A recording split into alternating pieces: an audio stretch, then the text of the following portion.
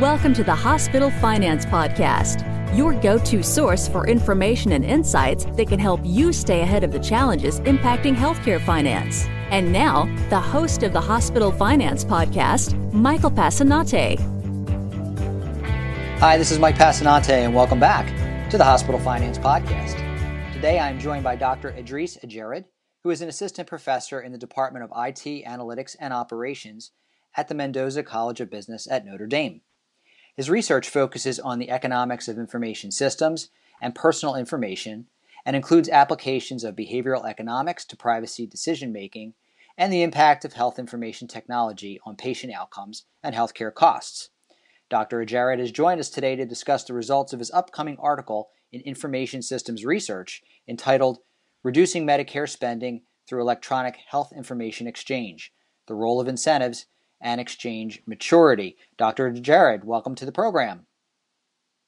Thank you for having me. Very happy to be here. So first, can you give us a quick background on health information exchanges?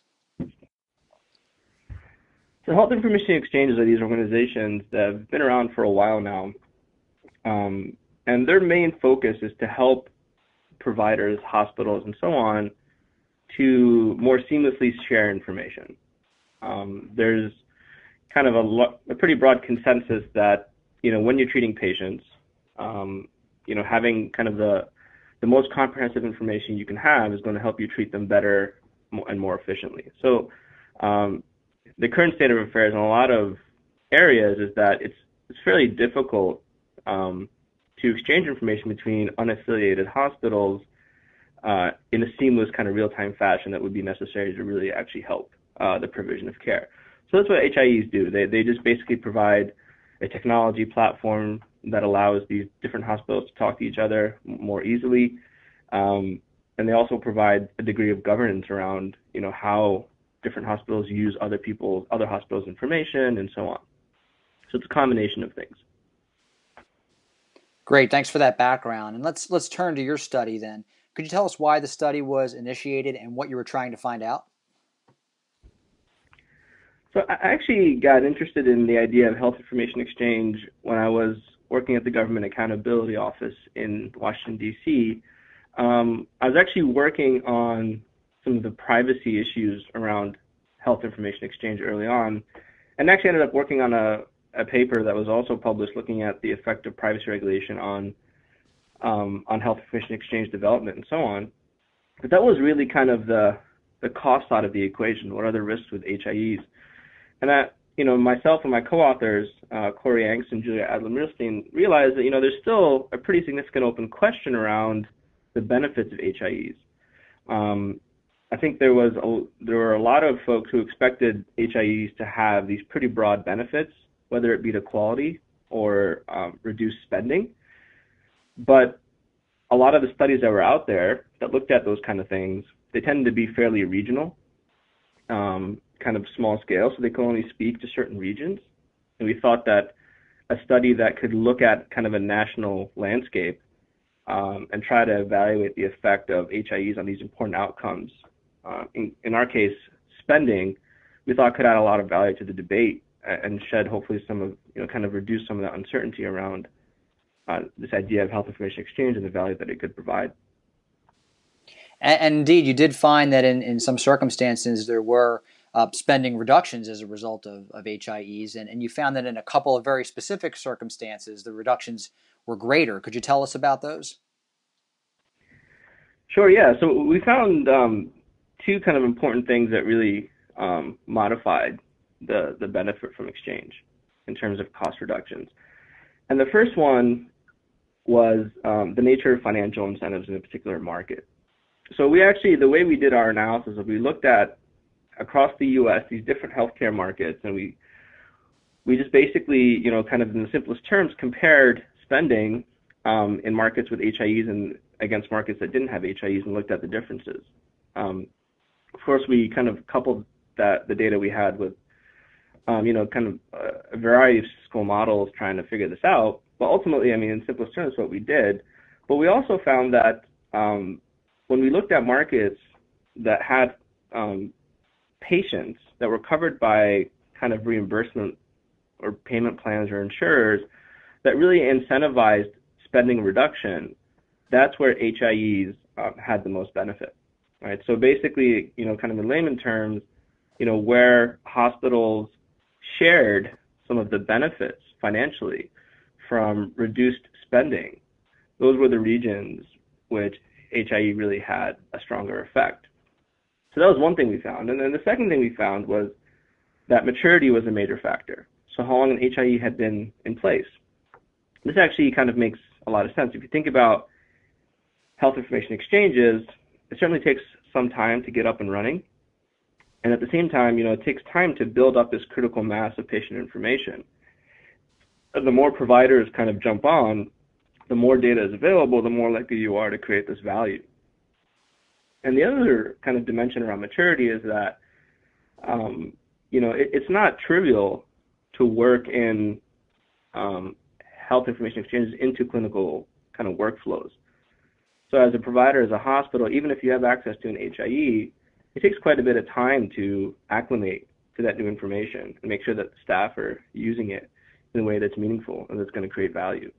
So that's the other piece of it. So kind of one side of the equation was that there was kind of some financial sharing of benefit from spending reductions, and the other piece was just giving the HIE time to develop and giving providers time to work the HIE's information into their workflows.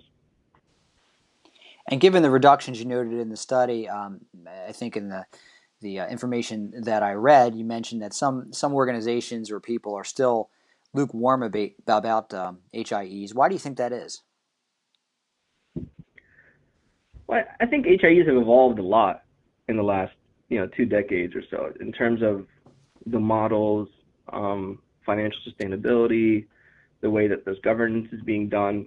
So I think there's been a lot of trial and in some case error, right? That's kind of softened or kind of made the enthusiasm lukewarm. So I think that's part of the equation. But actually, I mean, that's really what motivated our study. I think part of the challenge is that even though there was these very large promised gains, there weren't many studies out there that really tried to quantify and identify these gains using kind of national data and using it in a very robust kind of analysis and so on.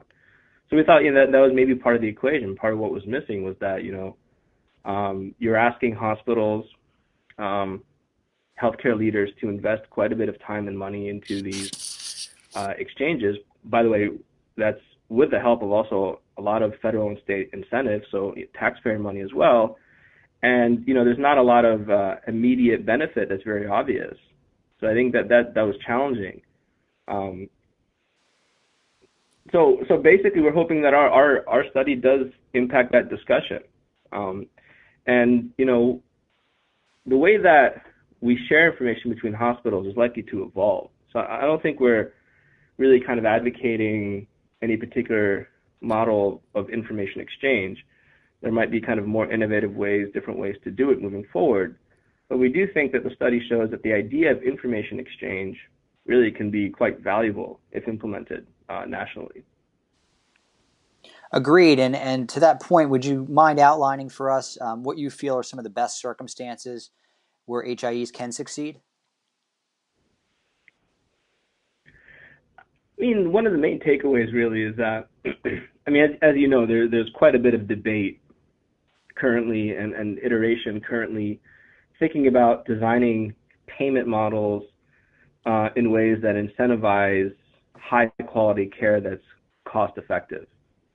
And I think HIEs are kind of part of that narrative. HIEs and maybe technology in healthcare more generally. As you probably know, technology adoption investments in healthcare are kind of a key part of the strategy for curbing costs. But at the same time, it's difficult to expect providers to invest heavily in technologies where they don't see any kind of financial benefit or able to recoup any of those costs.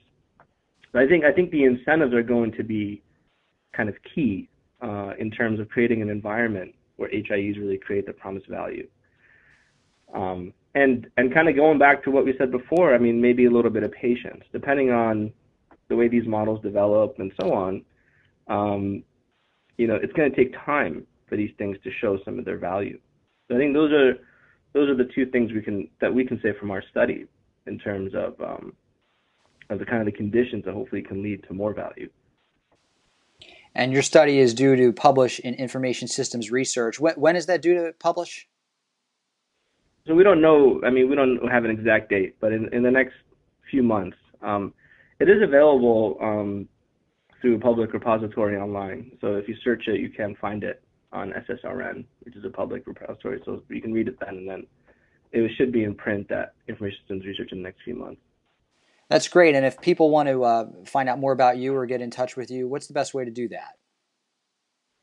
The best way to do that is, through my website. I have my email on there.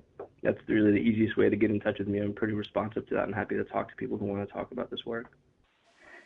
Well, that's great. Dr. Adjerid, thanks so much for joining us today on the Hospital Finance Podcast and sharing the results of your recent study around HIEs. Thank you for having me. If you have a topic that you'd like us to discuss on the Hospital Finance Podcast, or if you'd like to be a guest, drop us a line at update@bessler.com. This concludes today's episode of the Hospital Finance Podcast. For show notes and additional resources to help you protect and enhance revenue at your hospital, visit bessler.com/podcasts. The Hospital Finance Podcast is a production of Bessler. Smart about revenue, tenacious about results.